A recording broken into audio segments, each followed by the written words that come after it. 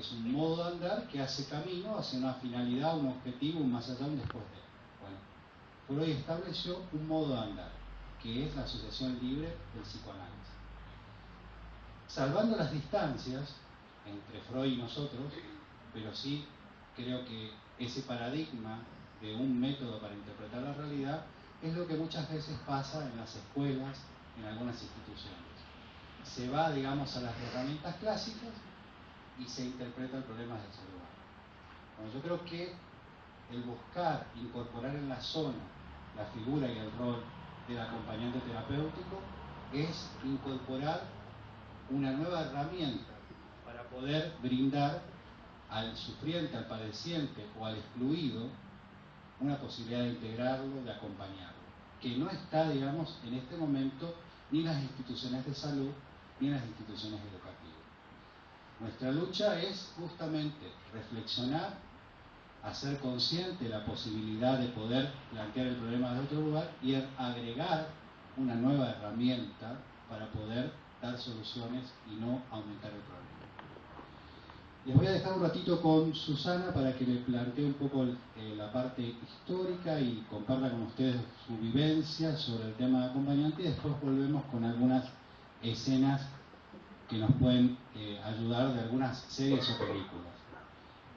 Yo utilizo mucho las películas y las series como disparadores, y también utilizo mucho cuando trabajo con adolescentes en educación lo que están leyendo los adolescentes, y eso tiene que ver con poder, digamos, ver, como parece que dice, los chicos no leen, no leen otra cosa, por ahí no leen el mío sí, o no leen el Platero y yo, que por ahí a mí me tocó de mi época, pero sí leen Crepúsculo, ¿sí? Y entonces plantear Harry Potter, o sea, no es que no leen otra cosa. Entonces nosotros lo que podemos y tenemos que pensar es cómo a bajarnos a esa situación, salir de nuestras estructuras y desde ahí comenzar a caminar juntos.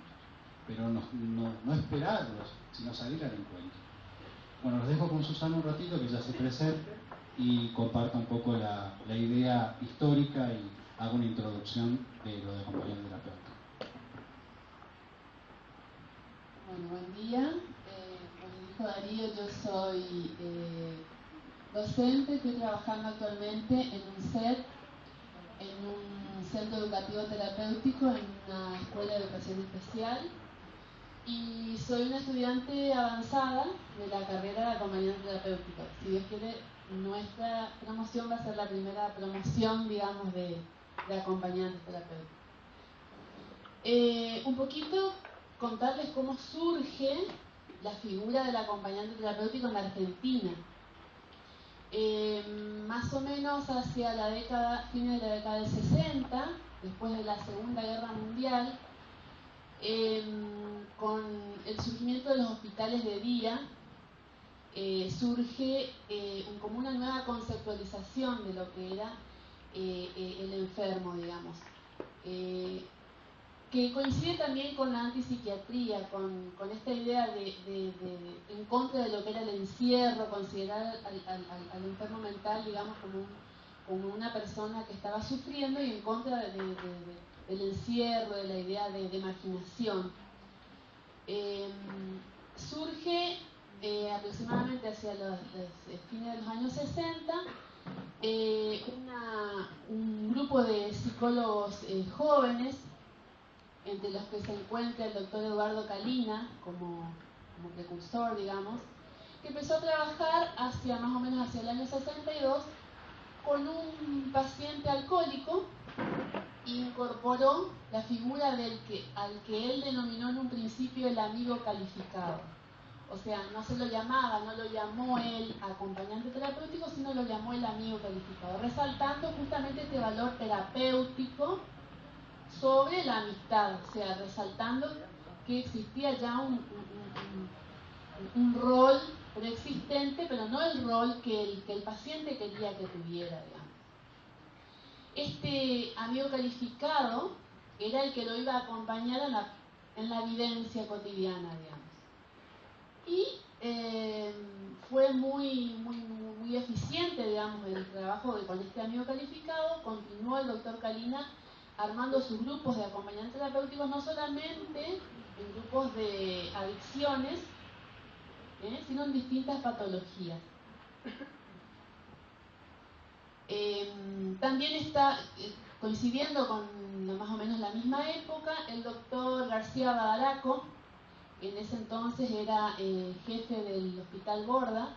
También empezó a implementar la figura del acompañante terapéutico armando estos equipos. Él decía que era justamente este amigo calificado en lo vivencial como una figura muy eficiente en cuanto a que no era invasiva, no era intrusiva y era muy competente, digamos.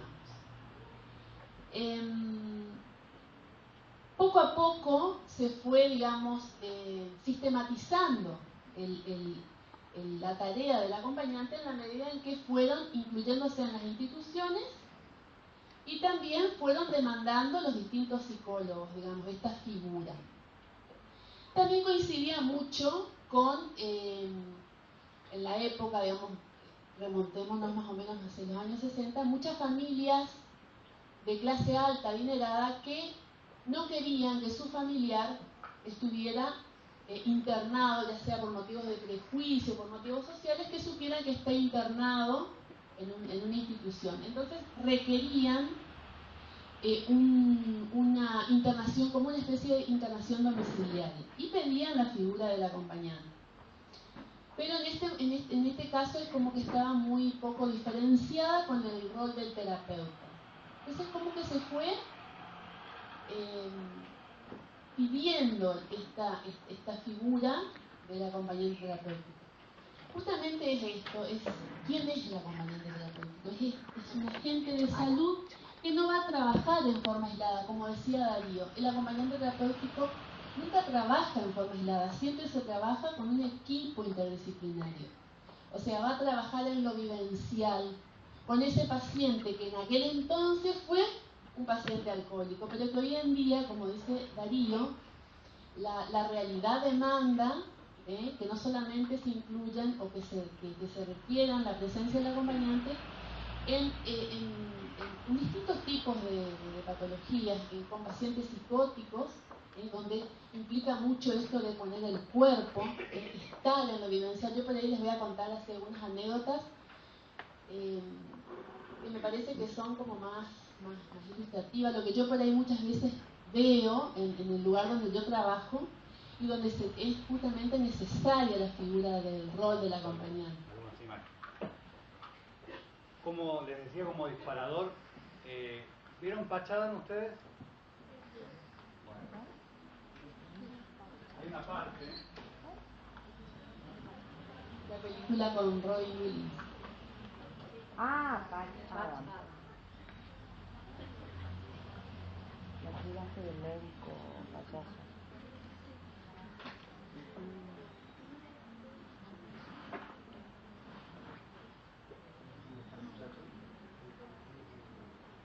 Se fue a comprar una batería. Para que no te quedes sin sonido. ¿Se ve ahí? Sí, pero no tiene sonido. Más allá del sonido.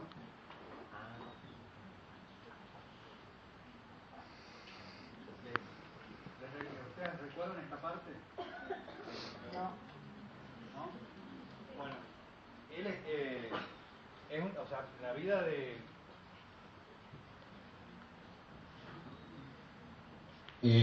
La vida de Pachadán, o sea, no es una película, existe. ¿No? O sea, vino a la Argentina hace 5 años, más o menos.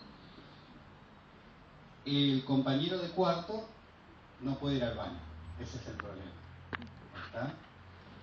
También muestra una película, que por eso les digo es interesante ver este paso, lo que es, digamos, la psiquiatría clásica convencional y la figura de cómo nace su motivación para buscar algo diferente. Se encuentra con un genio que se había aislado él solo, que era un empresario famoso de la época, que es el famoso que le dice ¿cuántos dedos ves? No sé si ustedes recuerdan. Entonces, de ahí en más él plantea y hace conexión con su compañero, y hay de acá también de operadores de psicología social, ¿no? Levanten la mano quienes son operadores de psicología social. Bueno, ¿se acuerdan cómo trabajaba Pichon Rivière el tema de la psicosis? Cuando decía, tenía un paciente que decía, bueno, ahí viene el tren, tirémonos, le decía. ¿No? O sea, no sé si le contaron esa historia de cuando él trabajaba con la psicosis. Bueno, acá Patch hace lo mismo. Digamos, él en un momento determinado le dice, porque jamás se le puede decir a una persona que tiene un delirio o está atado en la realidad, o sea, su realidad es eso que te está contando, vos no le podés decir, no viene un tren, vos estás mal. O en este caso, que él tenía problemas porque que pensaba que por ahí las ardillas le podían comer los testículos, ¿no? Y así un montón de, o sea, uno cuando tiene la experiencia de escuchar el delirio, lo primero que uno, por eso dice acá, uno no puede hacer del lugar del saber en la psicosis, hace de secretario, o va encontrando la forma, porque el delirio es la posibilidad de estar con nosotros, de esa persona que padece de psicosis. Entonces él lo que hace es seguir, toma lo que él le dice y construye, digamos, el jugar con esa situación y logra que el compañero vaya al agua, ¿no? Entonces, esta escena es muy rica por eso. Yo quería que también un poco escuchen el diálogo y demás, como después en todo caso se los puedo pasar. Y también, digamos, no sé si llegaron a ver la serie Mentes en Shock, que pasó una vez una colombiana con Fox, ¿no? Bueno, también les recomiendo, después les puedo pasar, ahora cuando venga el compañero y nos traiga el sonido, hay una parte de intervención donde uno también puede ver la intervención clásica, de la psiquiatría clásica, y la intervención de, como decía Susana, que tiene que ver con esta implicancia de la antipsiquiatría. Ustedes saben que vimos historia en nuestra formación también, o sea, la historia es necesaria. Cómo surge la antipsiquiatría, y es un valor de humanizar la salud. Después de las guerras aparece, digamos, todo lo que tenga que ver con el orden de la filosofía, con el existencialismo, habrán escuchado ustedes, ¿no? Un médico y filósofo importante del existencialismo es Jasper, que no solamente tiene unos libros interesantes de filosofía, sino también tiene un manual de psicopatología, ¿sí? Entonces, el existencialismo pegó en la medicina. Y, o sea, ¿qué es lo que hace la antipsiquiatría? Delahaye y Cooper, que son dos de los referentes psiquiátricos más importantes de la antipsiquiatría, ¿no? Delahaye, por ejemplo, una de las intervenciones que hace, había un paciente que, o sea, estaba en el psiquiátrico y que pintaba todo con su defecación. Vos pasabas y también te pintaba vos, ¿sabes? ¿No? Entonces, en un momento determinado que lo recluían, porque ¿qué es lo que se hace? Y todavía nos pasa en la sociedad actual. O sea, la persona que es diferente y que no la entendemos, ¿qué hacemos? O sea, ha pasado que mucho tiempo, ahora bastante se abrieron las familias a presentar si tenían un hijo Down, si no lo tenían encerrado. ¿Cuántos chicos especiales pasaron su vida encerrados? Y que por ahí nosotros teníamos contacto con esa familia y no sabíamos que había un hijo con alguna dificultad porque está en la piecita del fondo, ¿no? O en la piecita del fondo también estaba el abuelo en su momento. Bueno, hay y vemos una corriente, no solamente en la psiquiatría, sino en la sociedad, de desplazar y encerrar por ahí, ¿sí? Alguien que habla de esto a nivel histórico es Michel Foucault, ¿no? En Historia de la locura en la época clásica. Entonces, ¿qué es lo que hace Lain? Se acerca, logra una conexión, que esto es importante, logra una conexión con la persona del loco, entre comillas, porque para que se entienda, digamos, dentro del lenguaje común. Lo mira y le dice, ¿no probó con pintura? Puede parecer algo tan simple, pero nadie lo había hecho. Y de ahí en más el paciente, en vez de usar su defecación, comenzó a pintar. Pero ¿qué es lo que hace falta, digamos, que por ahí no hay en un mundo tan acelerado? El detenerse y mirar al otro. Una de las cosas que queremos imprimir, no solamente en el discurso, sino en la relación, es la otredad. O sea, la posibilidad de la otredad es la posibilidad de que el otro no es otro yo. sino que el otro es un diferente a mí. Y eso es una gran salvedad para rescatar lo que es la salud mental y la salud espiritual. Si el otro no es un diferente, normalmente voy a tener siempre relaciones masturbatorias, porque el otro va a ser un otro yo. Es una relación narcisista, ¿no? O sea, pasa en el noviazgo, ¿no? O sea, todo el momento ideal que le preguntan, digamos, y dice, ¿qué tal fulana de tal? Ah, es hermoso. Pasan 2 meses y dicen, no, ha sido que es narigón. ¿Por qué? Porque cae todo lo que le ponemos de lo nuestro, y entonces, bueno, aparece el diferente. Bueno, pero ese diferente, si es muy diferente a lo que yo creo, entre comillas, que es normal, y esto no dista mucho de lo institucional, lo rechazo, lo aíslo, yo me corro, no puedo escuchar. Bueno, lo primero, para el planteo de una posibilidad que decían, todos podemos ser, decía Marta, acompañante terapéutica, la primera consigna es esta posibilidad de la lectura de la diferencia. No solamente como una cuestión de salud mental y espiritual hacia afuera, sino como una cuestión de salud mental y espiritual hacia mi persona y desde mi persona. Esa es la primera herramienta reflexiva que tenemos que incorporar para poder, digamos, humanizar la salud y la educación. Fíjense lo que les digo, no digo solamente humanizar nuestro vínculo primario, sino humanizar la salud mental, sobre todo, y la educación, que es la cuestión de la otredad como una cuestión del otro como un diferente, como un próximo, cercano, pero no semejante, no una cuestión especulada, que el otro tiene que ser un otro yo. Esa posibilidad es lo que abre las puertas para que, bueno, aparezca, por ejemplo, una persona como Pachá, un tipo que comienza a ver la cuestión de la locura desde otro lugar, ¿no? Y ahí ustedes pueden ver entonces también a la psiquiatría clásica, ¿no? en estas escenas, digamos, de la película. El discurso médico, no sé si ustedes recuerdan el discurso de los ingresantes, que digo que no ha cambiado mucho. En la medicina actual, lamentablemente, en muchos casos hay un proceso de desensibilización sistemática. ¿Cómo finaliza el discurso del director, el rector, digamos, de la facultad? O sea, que supuestamente viene el padeciente y le va a entregar el cuchillo para que lo pegue, dice en un momento, ¿no? Y ustedes lo van a pegar. Pero lo primero que tenemos que hacer es esa confianza. El ser humano es mentiroso por naturaleza, dice. Había toda una concepción antropológica negativa del hombre, del director. Y termina diciendo, haremos de ustedes que se despojen de todo lo humano y terminen siendo médicos. Ese es el discurso inaugural en la Facultad de Medicina que muestra en la película, que no dista mucho de lo que muchas veces se hace. En medicina, normalmente no es casual que uno vaya primero a visitar los cuerpos, pero por parte.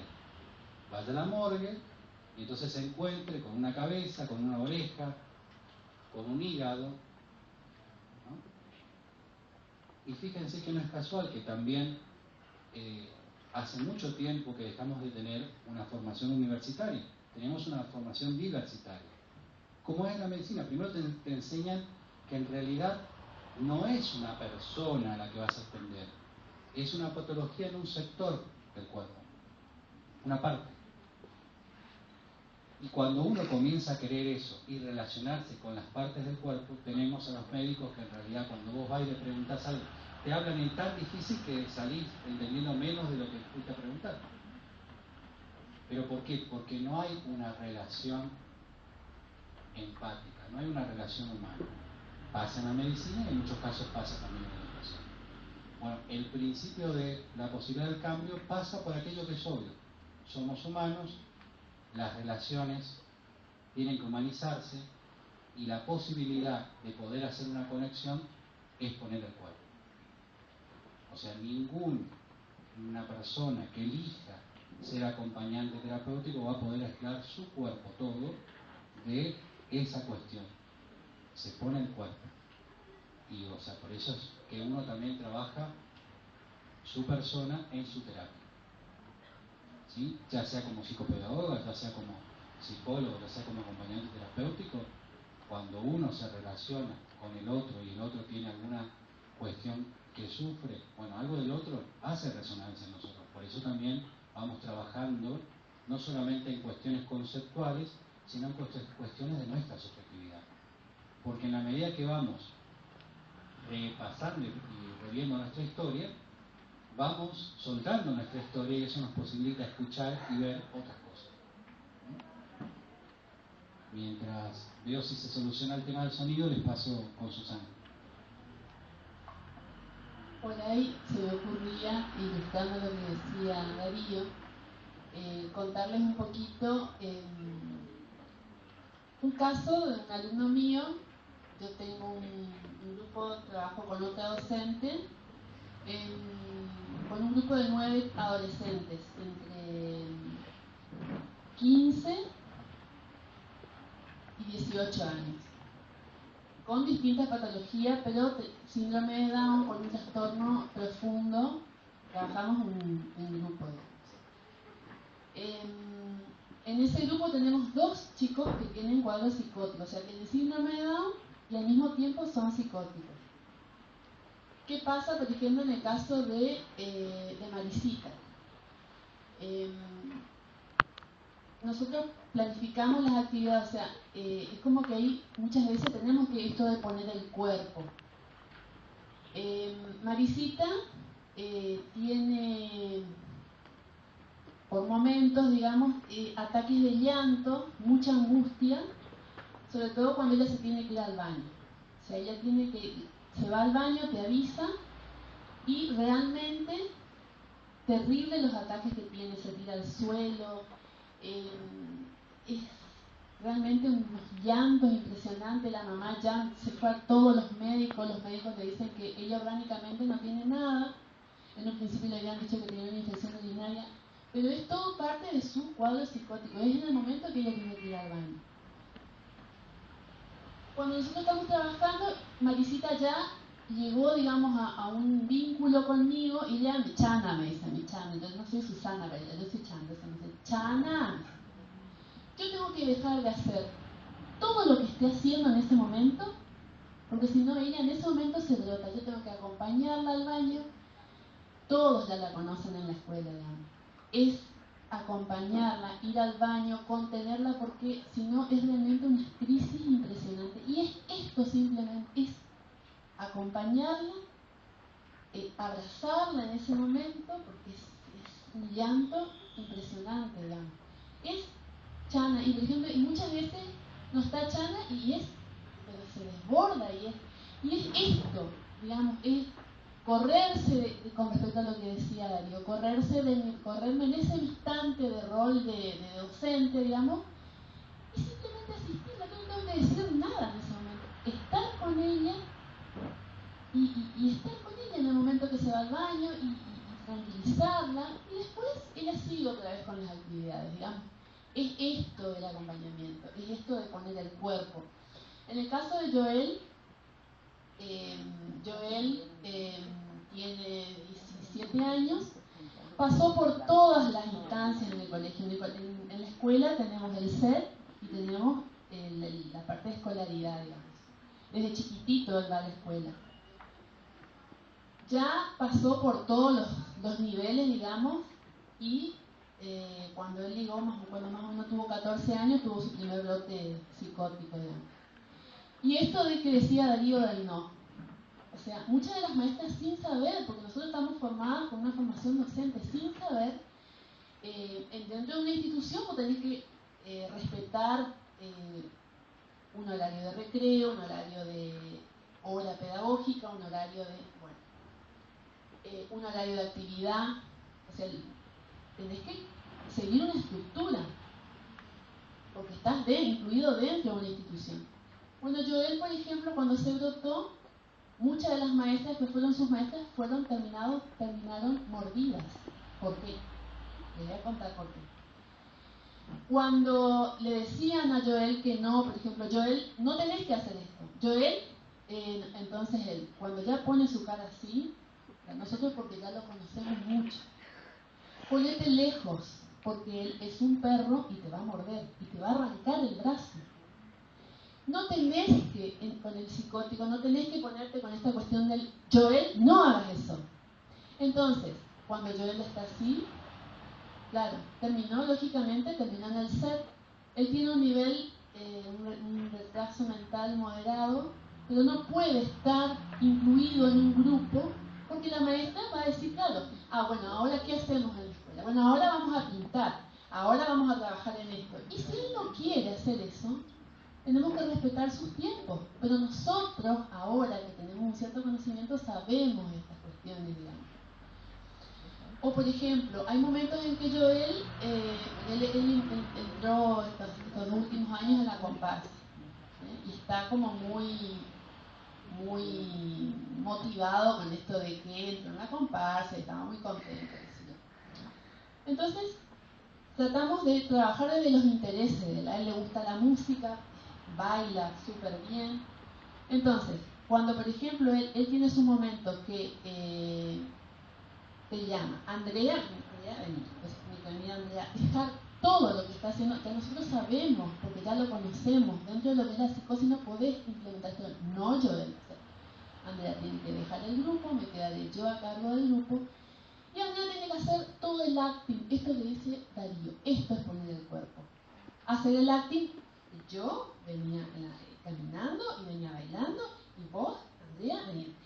Entonces tiene que estar Andrea ahí al lado y decirle, Andrea, Joel, tiene que decir, Andrea tiene que hacer esto, Joel, vení. Bueno, se saca la foto, ese instante deja de ser Andrea la docente y tiene que poner el cuerpo y acompañarlo en ese momento del delirio de Joel, porque es parte de su delirio, de su momento, digamos, y tenemos que estar en ese momento dispuestos a estar con él. Lo mismo pasa con Norisita. En esto consiste esto del acompañamiento, ponerse en el lugar, digamos, en el momento en que el chico te demande. Por ahí un poco para contar una experiencia mía, digamos, lo que yo vivo en la escuela. Fíjense que hay algo que parece simple, pero es fundamental. Tiene nombre.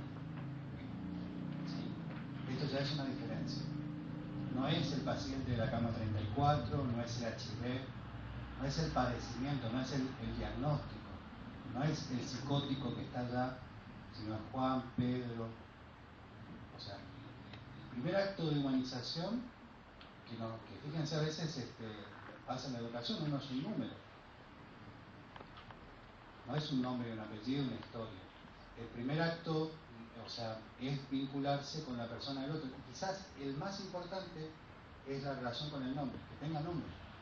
No que sea, digamos, el que jode todas las clases, ¿no? El loquito. Sino que pueda ser leído más allá de la cuestión de lo sintomático. Y eso ya es un gran paso, una primera reflexión. Vamos a esto que íbamos compartiendo. Les digo material que pueden utilizar como disparador. Uno es Mente Sensor, la serie. Vamos a ver cómo intervienen las dos psiquiatrías. ¿Sí? ¿Podés, por favor, darle?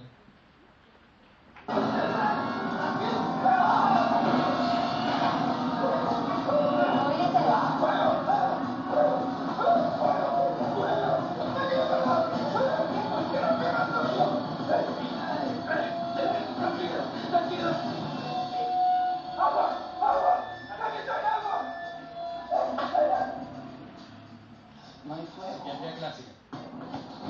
No hay fuego.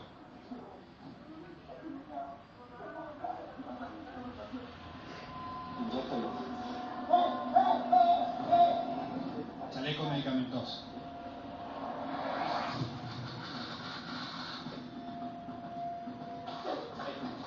Dame ese contrato.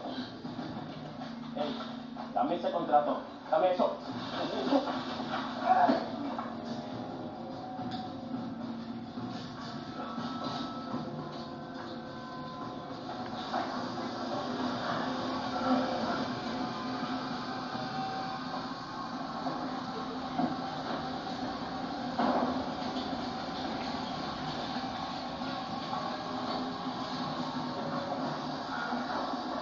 Ahora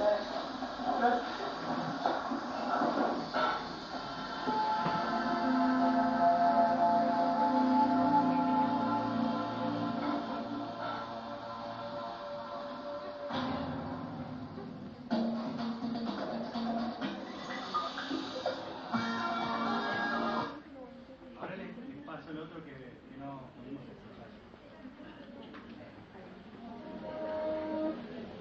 Me refiero a que hace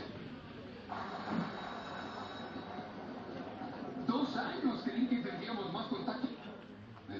No. Mira. Los dedos. ¿Cuál es la respuesta? Eres uno de esos jóvenes brillantes que siempre saben la respuesta correcta, ¿cierto? Bienvenido a la realidad.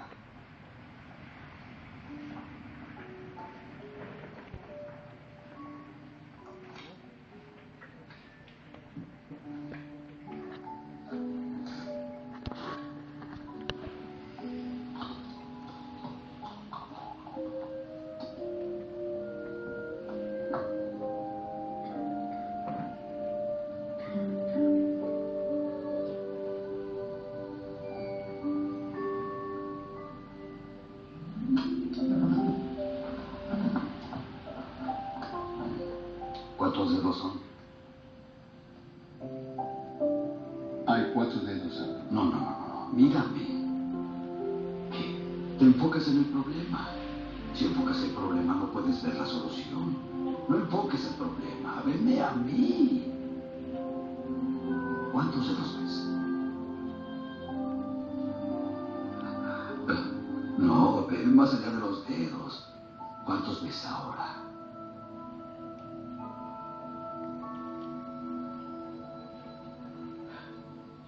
8. 8. Sí. 8 es correcto. Sí, ve lo que los demás no ven. Ve lo que todos han decidido no ver. Por temor, conformidad o pereza. Tienes que ver un mundo nuevo cada día. Y entonces irás por el camino indicado.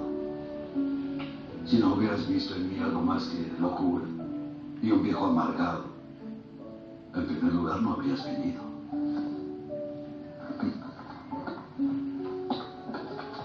¿Qué ves en mis ojos, Arthur?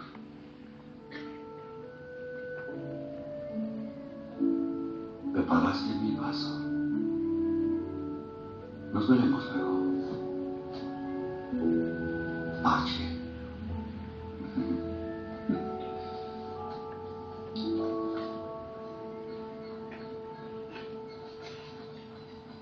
Basta, Rudy. Me haces perder el ritmo. Te quedarás ciego. Por favor. Tengo que ir pronto al baño. Pues ve. Está ahí a unos 5 metros. Iría, pero... ¿Pero qué? ¿Las ardillas? ¿Cuántas son? Ahora solo hay una. ¿No puedes ir al baño solo porque hay ahí una ardilla? Debajo de la cama traerá a las demás. Oh, Rudy. Ese no es el punto. Son ardillas. Ardillas, Rudy. Una de las criaturas más bonitas del planeta. No lo son. En la lista de fieras salvajes están hasta el final, arriba de los pollitos y las babosas. ¿Qué crees que anden buscando? ¿Tus testículos? ¿Tú crees?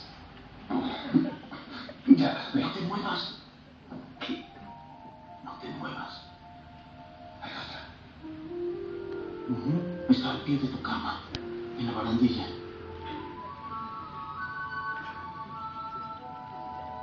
Ten cuidado, quiere saltar.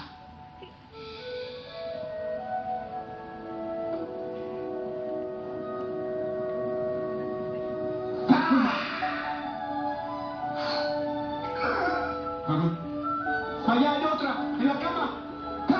¡No! ¡Hay una en la regadera para incendios! ¡Otra en la puerta! ¡En la puerta! ¡En la puerta! ¡En la puerta! ¡Vamos! ¡En el baño! ¡En el baño! ¡En el baño!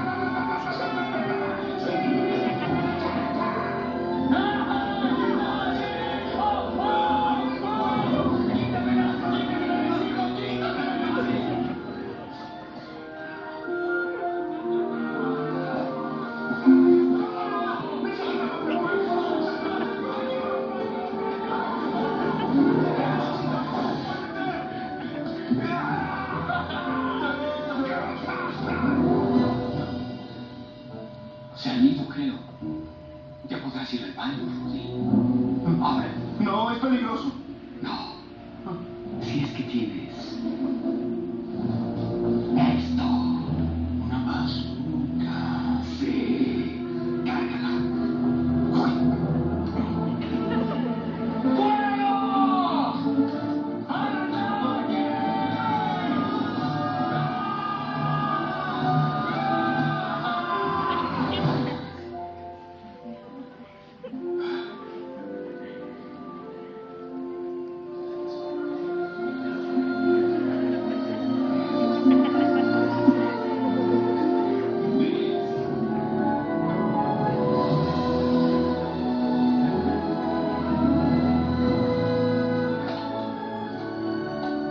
Quisiera ir. Hunter, discutiremos esto a su debido tiempo. Ya me voy. ¿Y ya pensó en qué es lo que hará? Ayudar a las personas. Anoche con Rudy hice conexión con otro ser humano. Quiero hacerlo otra vez. Quiero aprender de las personas y ayudarles con sus problemas. Es lo que yo hago. No lo hace. Ni siquiera mira a la gente cuando le hablan. En realidad, yo sí quiero escuchar a las personas. Lo lamento, Hunter. No puedo dejarlo ir. Según veo, aún tiene cosas por resolver. Ajá. Pues no necesito su permiso porque entré voluntariamente. Hunter, le advierto que mi reporte dirá CCM, que salió de este hospital en contra del Consejo Médico, ¿comprende? Y mi reporte dirá SSCQ. Se salió cuando quiso. Y mi nombre es Parche.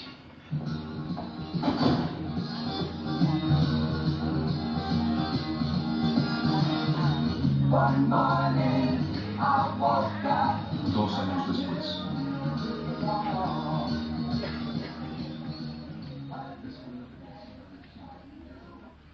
Pero necesito un ejemplo como ese, y si alguna vez lo encuentras. Un enorme poder. El poder de hacer daño. ¿Quién les da ese poder? El paciente. El paciente irá con ustedes en ese momento de gran dolor. Les dará un cuchillo y dirá, doctor, ábrame. ¿Por qué? Porque confía en ustedes. Confiará en ustedes como confía un niño. Confía en que ustedes no le harán daño.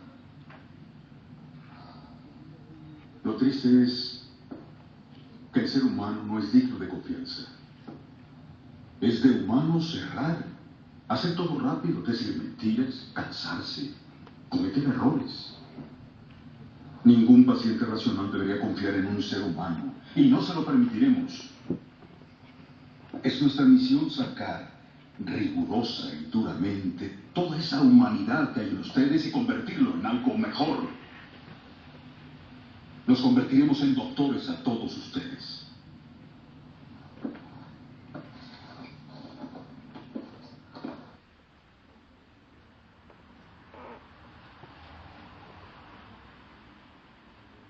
Caballeros, ¿por qué no es doctor alguien que ayuda a otro? ¿Qué podemos hacer? Sin licencia. Vamos a escuchar los dos discursos. El que escucharon anteriormente, el discurso médico, todopoderoso, ese discurso de la psiquiatría tradicional, y lo que habilita Pachán con otra interpretación, la medicina humana. Una acusación grave, jovencito. ¿Está consciente de que es ilícito ejercer la medicina sin licencia médica? Lo estoy. ¿Y sabe que operar una clínica sin la debida licencia puede poner a todos, a usted y al público, frente a un gran peligro? ¿Un hogar es una clínica, señor? Si está admitiendo pacientes y da tratamiento, creo que el lugar es irrelevante. Definiría la palabra tratamiento.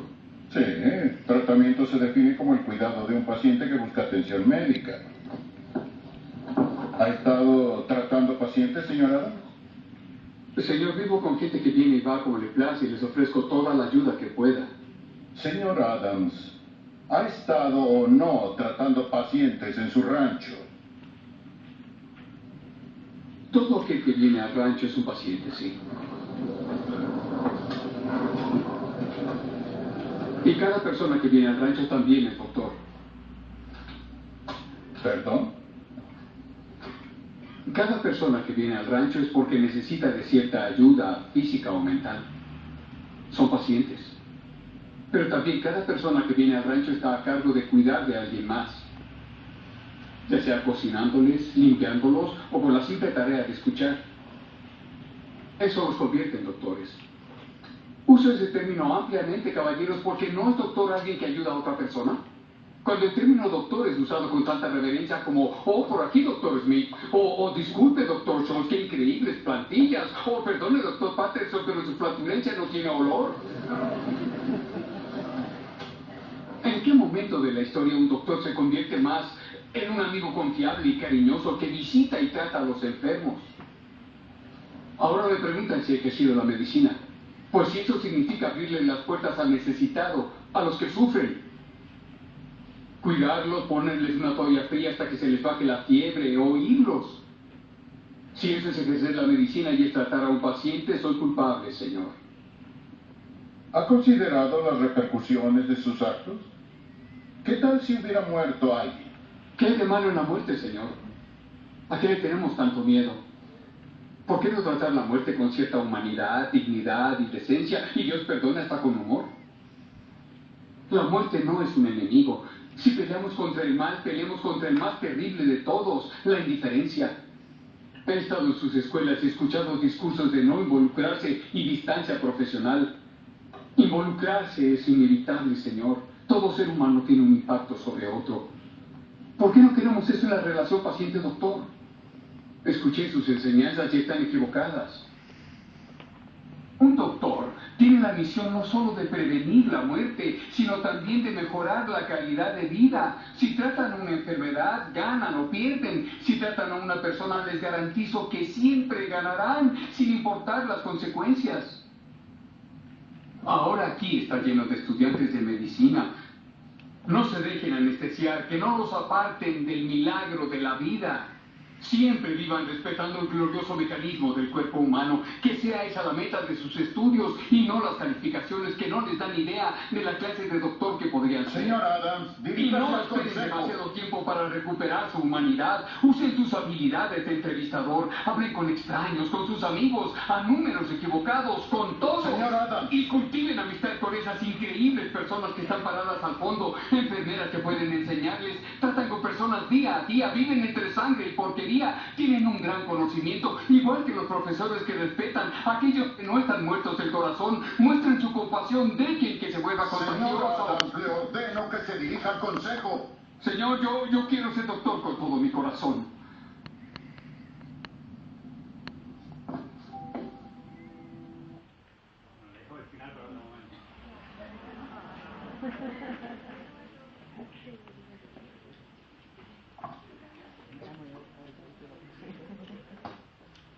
Un poco tiene que ver con esto último, ¿no?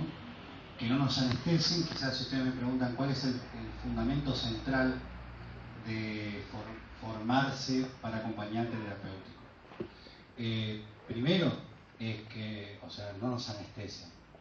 Segundo es que justo con lo que decía Su, si uno mantiene una distancia, pierde lo propio de lo relacional, y en estas cuestiones uno elige y tiene que poner el cuerpo. O sea, ¿qué es lo que, a la pregunta inicial que había planteado Marta, qué es lo que nos podría excluir de la posibilidad de ser acompañante terapéutico que no nos quedamos involucrados? O sea, lo otro, todos sabemos que en mayor o menor medida todos tenemos capacidades. Puede haber distintas en razonamiento abstracto, verbal, los tipos de inteligencia, pero esta incapacidad de estar anestesiados, sí, eso sí podría ser el impedimento. Lo otro uno lo va forjando en la medida de las relaciones, en la medida de las posibilidades de encuentro. Es más, en muchos casos, como dice Michel Foucault, como nadie le preguntó al loco sobre la locura, en la medida que nosotros preguntemos desde el encuentro, vamos a ir viendo cómo responder. Y otra cosa fundamental, que ustedes lo pueden ver en la película y lo pueden ver en la intervención de Mente Sex Shop, es la creatividad. O sea, hay cuerpos teóricos y hay psicoterapias que, sobre todo en la corriente humanista, la Gestalt, el psicodrama, que nos dan herramientas para, ante situaciones críticas, responder desde la creatividad. Hay una posibilidad que ante la situación se responda desde la creatividad. Entonces, esto tomémoslo respondiendo quizás ya a la primera pregunta de Marta. Bueno, ¿quiénes están capacitados? Yo creo que todos. Sí, digamos, influye esto de que no estemos anestesiados, que podamos ver la necesidad de humanizar la educación y la salud, y por otro lado, y esto también es central, la cuestión de que constantemente estamos aprendiendo. Ninguno de los que estamos acá sabe todo. Ninguno puede, digamos, clasificar y calificar con certeza a la otra persona porque calza con un diagnóstico del DSM-4 o del DSM-5 o del CIE, que son manuales de clasificación diagnóstica. Por más que, o sea, detalle de trastorno obsesivo compulsivo y se reúnen todas las cuestiones que están en la clasificación, si yo me quedo ahí, o sea, el diagnóstico ha matado a la persona que padece psicosis. Claro, eso es lo que yo quería relacionar. ¿Tu nombre? Mi nombre es Karina, soy psicopedagoga. Esto me hizo pensar cuando vi el video, las distintas escenas. Cuando diagnosticamos o recibimos un paciente con un diagnóstico del DSM-4 o cualquiera de los otros, el CIE, a veces sucede que nos quedamos con ese diagnóstico y lo encasillamos al paciente. Y la desventaja de encasillarlo, quizás porque nos falta conocimiento o porque nos cuesta poner el cuerpo o porque perdemos la creatividad, la desventaja es deshumanizarlo al paciente.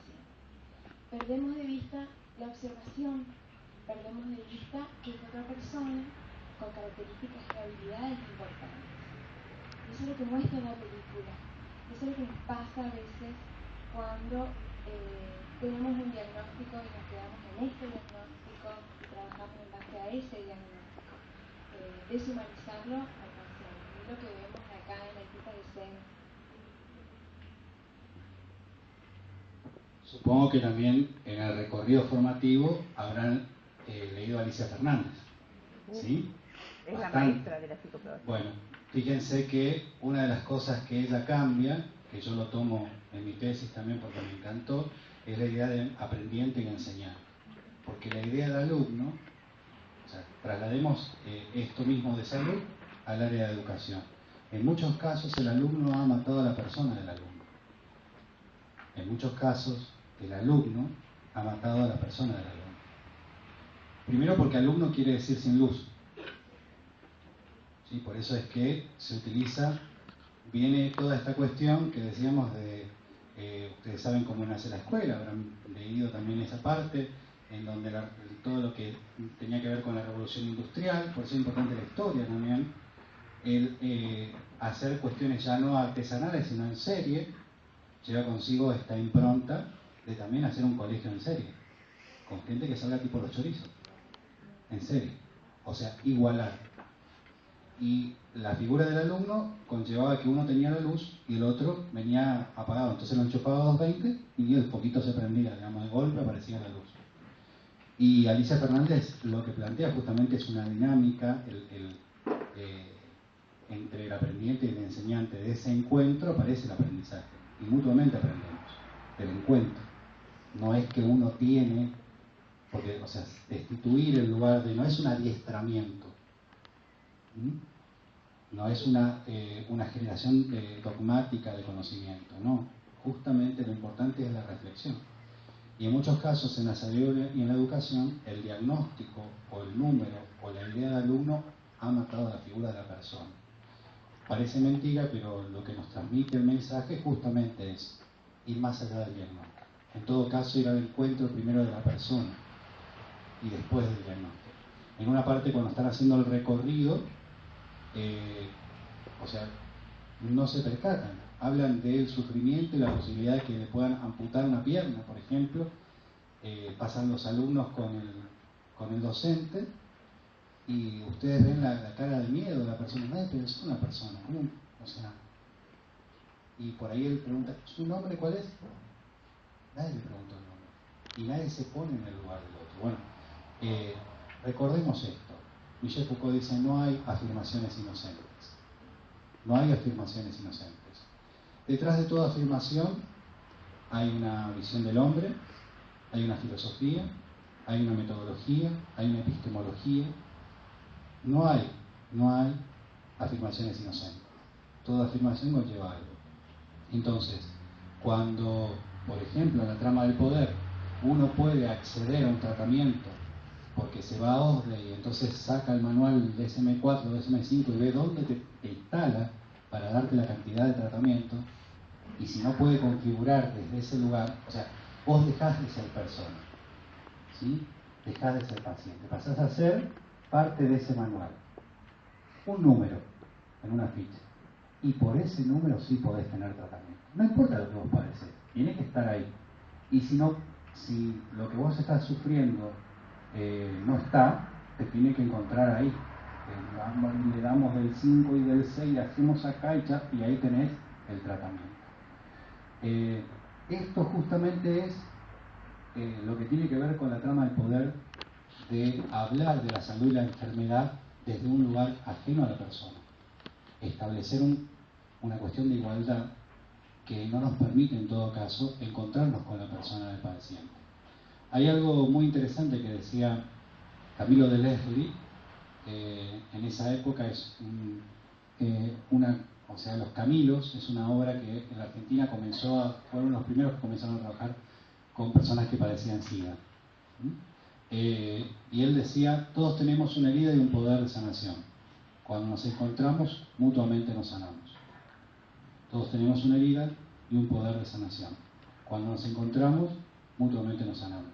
Y esto es un poco la disposición del encuentro, de ir más allá y volver, digamos, a preguntarnos.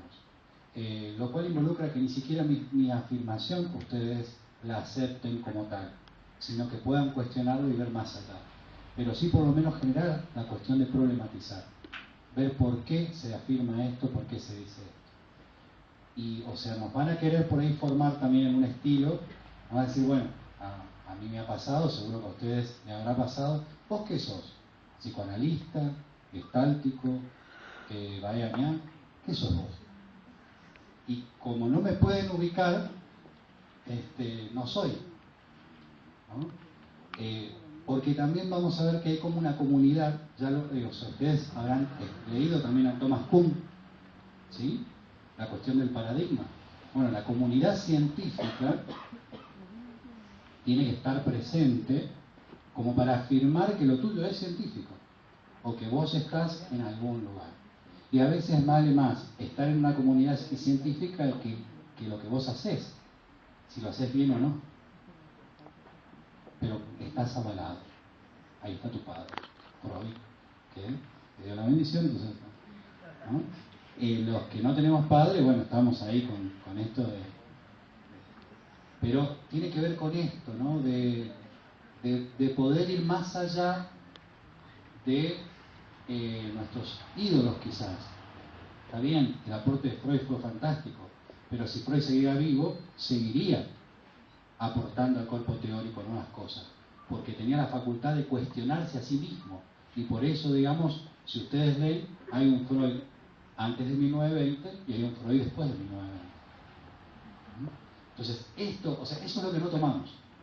Por ahí nos adiestran en un cuerpo teórico. El poder ver más allá del cuerpo teórico, ver lo que motivó a Freud a ser Freud, en todo caso. ¿Sí? A Piaget ser Piaget. Ser Piaget. Entonces, esto es lo que por ahí, la primera transmisión. ¿Y cuál es el gran problema cuando vemos la cuestión del acompañante terapéutico? Que podemos verlo desde el lado disciplinar y desde el lado dispositivo. ¿Sí? Desde el lado disciplinar es seguir una línea académica, y el problema es que en realidad el acompañante terapéutico no surge como una carrera, surge como una práctica, ¿no? Hubo gente que comenzó a ver todo esto ver que la medicina, que la educación no estaba dando respuesta, ¿no? Los que pudimos trabajar con alguna persona que padece de bulimia anorexia o que padece de alguna adicción, trabajando con una persona que padece de bulimia anorexia, en muchos casos se la ha internado. Sí, se la ha encerrado hasta que supuestamente después cambie su hábito. Método cognitivo comportamental o comportamental cognitivo. ALUA, por ejemplo. ¿Le suena? Pero ¿qué pasa si vos no querés que salga del vínculo familiar? ¿Y qué pasa cuando en realidad vos sabés que todos en la familia trabajan? El gran problema en muchos casos es que nadie le brindaba el tiempo a esta persona y no se estaba dando cuenta que enfermaba. A mí me tocó tener una paciente que los dos padres eran médicos y ninguno de los dos se percataba que la hija tenía atracones y se vomitaba la vida. Porque no es una metáfora, se vomitaba la vida. Tenía grandes atracones y que era, ustedes habrán leído algo de bulimia, y en realidad era o encerrarla, cambiarla, y si vos querés trabajar con la persona dentro del vínculo, que siempre es de donde viene, salvo que el vínculo sea muy enfermo, la idea es mantener el vínculo primario. Yo como terapeuta tengo una limitación, yo no puedo, no está dentro del cuadro de la terapia ir a desayunar, almorzar, merendar y cenar con él. En este caso digo de la bulimia anorexia, ¿no? Pero ¿cómo hacemos para que lo que se trabaje en esos 45 minutos, una hora de terapia, se traslade a la cotidianidad? ¿Cómo hacemos? O yo dejo mis otros pacientes y me dedico solamente a esta paciente. Había un problema, hay un problema. Y la respuesta a ese problema es una figura que aparezca para hacer una extensión de lo que se está trabajando en la terapia, manteniendo la transferencia con el analista, en el caso de que sea analista, y haciendo ese trabajo de acompañamiento, no de vigilancia, sino de acompañamiento. Por eso, en la historia y en esta figura, cuando habla del doctor, que tiene que ver con toda esta visión, fuera de la psiquiatría clásica, aparece como un amigo calificado. ¿Por qué? Por la relación y porque no es cualquier persona. ¿Y por qué no es cualquier persona? Los que hemos trabajado en distintos grupos, ya sea de iglesia o a grupos solidarios, hemos visto cómo las buenas intenciones suelen hacer grandes macanas. Si ustedes me preguntan, ¿por qué tenemos que formarnos? Si nosotros tenemos la motivación para hacer esto, porque sí o sí no tenemos las herramientas de conocimiento teóricas y prácticas para hacer el abordaje en función del bien mayor para el que padece. Porque por más que tengamos la intención del bien, si solamente obramos con buena voluntad, podemos hacer grandes macanas. Entonces, de ahí en más también surge en qué se tiene que formar, porque, si no, por ejemplo, ¿qué es la transferencia? Vos no le podés decir, bueno, pero vos no te podés apropiar de la transferencia. ¿Y qué es la transferencia? Entonces ahí comenzamos a que tenemos que establecer un discurso que está en el entrecruzamiento de esta persona que padece, que lo cruza, lo atraviesa, desde el cual se habla de él, que es el discurso psiquiátrico, el discurso psicológico, psicoterapéutico, que yo como acompañante terapéutico tengo que poder entrar a discurrir, a entender lo que se está diciendo. No me quedo con el diagnóstico, pero entiendo. De ahí viene la necesidad de formarme, de hacer todo este cuerpo teórico primero para tener un vocabulario, un glosario que me permita a mí hablar en un nivel parecido. Y por otro lado, la toma de conciencia ante las situaciones de crisis me va a servir a mí saber qué herramientas utilizar ante esa situación de crisis. pero sin cambiar de lugar. Yo no vengo a desplazar al terapeuta, al psiquiatra, al neurólogo. Tampoco la misión es de interpretar. La interpretación está en otro lugar, en la terapia, en el análisis. ¿Se entiende esto? Entonces, si vemos en la realidad, ¿sí?, una persona que padece de psicosis está guardado. Está guardado ya sea en su casa o está, digamos, guardado en alguna institución psiquiátrica. En este último tiempo hubo un índice importante de suicidio de jóvenes y de adolescentes en la zona. El caso de un colega que estaba teniendo en Bellavista a un muchacho, entra en una depresión y entonces le dice, mire, a los padres, el padre médico, ¿no? Dice, bueno, van a tener que pensar en una persona que lo acompañe en todo este tiempo, o sea, la mayoría del tiempo. No puede estar solo. Primero, porque no se conoce esta figura, pero por otro lado, no se recurre a preguntar. Los padres decidieron entre ellos sortear el tiempo para cuidar al hijo, ¿no? En un instante, que, o sea, estaba mirando televisión con el hijo, la madre, le dice, digamos, que le dé ese espacio para estar solo, que si total no se iba a ir, que vaya a su pieza. La madre se duerme en su pieza y él aprovecha, va al patio y se ahorca, ¿no? Obviamente que después surge toda esta cuestión de culpa y demás, pero hay una limitación. No iban a poder estar las 24 horas, o sea, cuidando a su hijo. Entonces, tomar conciencia con lo que yo no puedo, mi límite, también permite la aparición de esta figura. La familia no puede.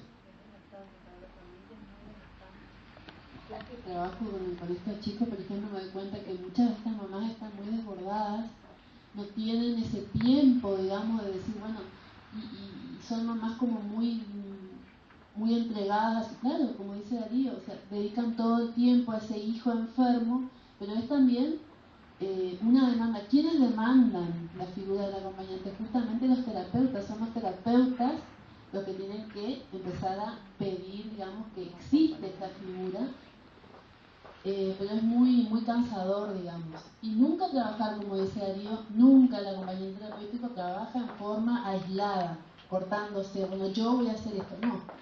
Todo va a ser el nexo, va a trabajar en lo cotidiano. Si esa chica, ese chico, la directiva del terapeuta es, bueno, lo vas a acompañar a este chico al boliche, lo vas a acompañar a este chico, bueno, entonces yo trabajaré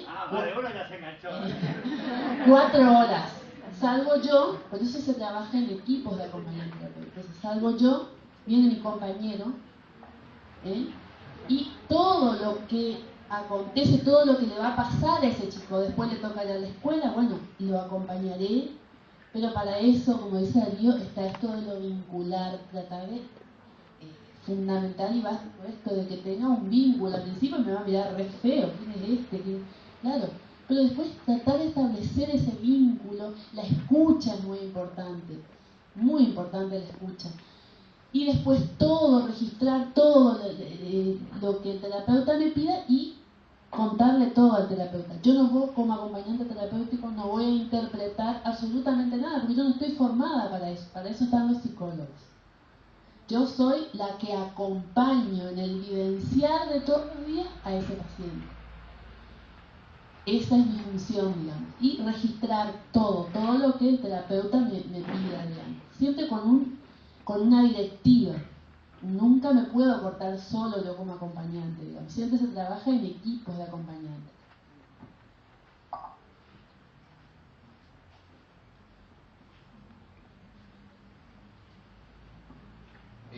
Ese es un punto que es el que quedaba excluido del sistema actual, la cotidianidad. ¿Qué hacemos con la vivencia cotidiana de la persona que padece? Bueno, esa cuestión es la que viene a responder la figura del acompañante terapéutico, ¿no? Por otro lado, ¿llegaron a ver alguna vez Locas de Amor? ¿sí? Bueno, el que hace de psiquiatra, el actor, también es, no sé si sabían que es médico y psiquiatra, Diego Peretti, ¿sí? Ah, sí, sí. Por eso él, justamente estos tres últimos personajes estuvieron muy relacionados a la psicología, a la psiquiatría, por la formación también de él, digamos, aportó en terapia, y creo, y ahora, bueno, hay otro que está haciendo, que hizo Vulnerables, ahora está haciendo la otra versión, digamos, de Rolón, Jorge Marrales. Historia de Iván, que es la versión del libro de Rolón llevada a la televisión, digamos, ¿no? Es interesante ver esto, porque uno puede ir viendo la cuestión de las intervenciones, ¿no? Pero en esto de, ¿cómo se llama? ¿No? En esto de lo que es la cuestión del proceso de externalización, una de las cosas que hice dentro de mi corta experiencia, digamos, es la de estar como director de un cotolengo. Y realmente aprendí muchísimo de las personas que estaban en el lugar. Y en Claypole y en Lagos, General Lagos, se comenzó a hacer hace 8 o 10 años los primeros procesos de externalización de autovalentes.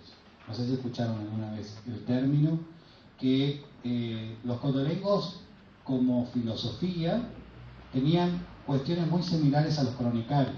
Es más, en la historia de los cotolengos había gente que vivía ahí porque le habían dejado la puerta al cotolengo.